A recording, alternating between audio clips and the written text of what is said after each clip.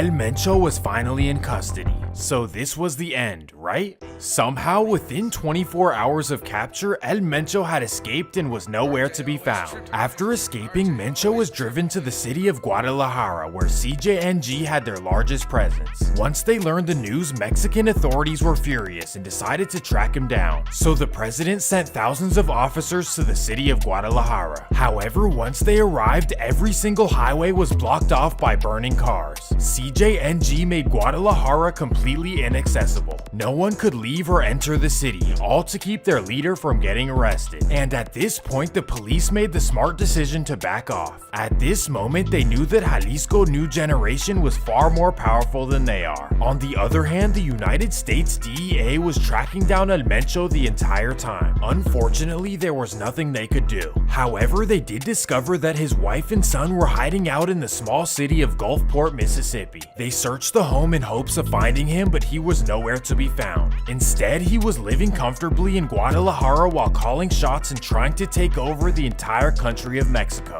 So let me break things down once again. At this time, CJNG was cool with Sinaloa and rivaled Los Zetas and Milenio. But in 2012, they wanted to expand their list of rivals.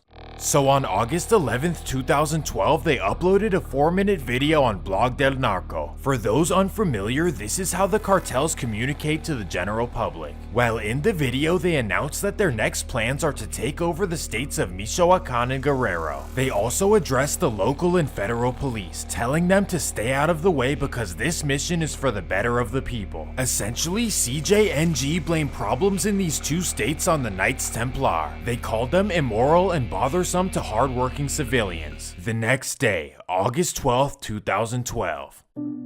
21 Knights Templar members are found throughout the state of Michoacan.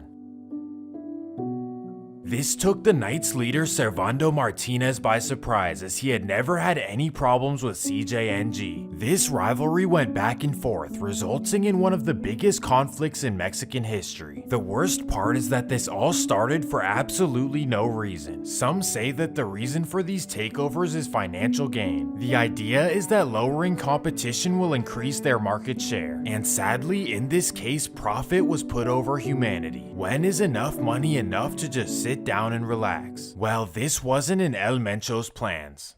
By 2015, it's estimated that he reached a net worth of $15 billion.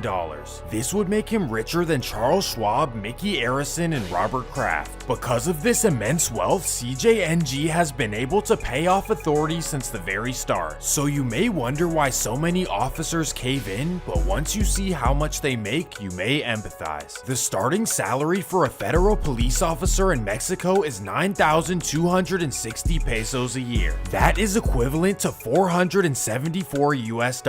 Then the highest level of earnings is capped out at 32,000 pesos a year. This is only 1,600 US.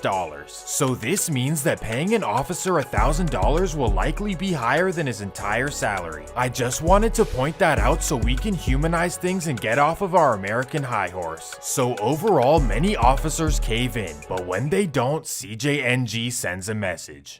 In April of 2015, the federal government once again made an attempt to capture El Mencho. April 7th, 2015, Jalisco, Mexico. 3 trucks full of 15 officers drive to the mountain where El Mencho resides. When they arrive in town, they notice that the only road is blocked off by 2 buses. So they scratch their heads and wonder how CJNG knew that they were coming. They could sense that this was a bad sign, so they quickly decided to turn around. But that's when CJNG members come out from behind the buses. El Mencho had explicitly ordered police to stay off his case, or else things like this would occur. He knew from inside sources that they were coming. That's why he was prepared. Mexico now understood that sneaking up on him would be impossible. So instead, they sent an all-out blitz. April 30th, 2015, 10 a.m. Mexico's president takes to Twitter to let the public know that tonight, CJNG will be officially dismantled. At 12 a.m., 10,000 officers are sent to Jalisco at once. When they arrive, every single road is blocked. Literally every single connection to Jalisco is blocked off. 6:30 a.m. The government is overly frustrated, so they come up with another plan. They decide to send a helicopter into Jalisco. However, El Mencho knew that it was coming. So as the helicopter is descending into town, CJNG goes full GTA.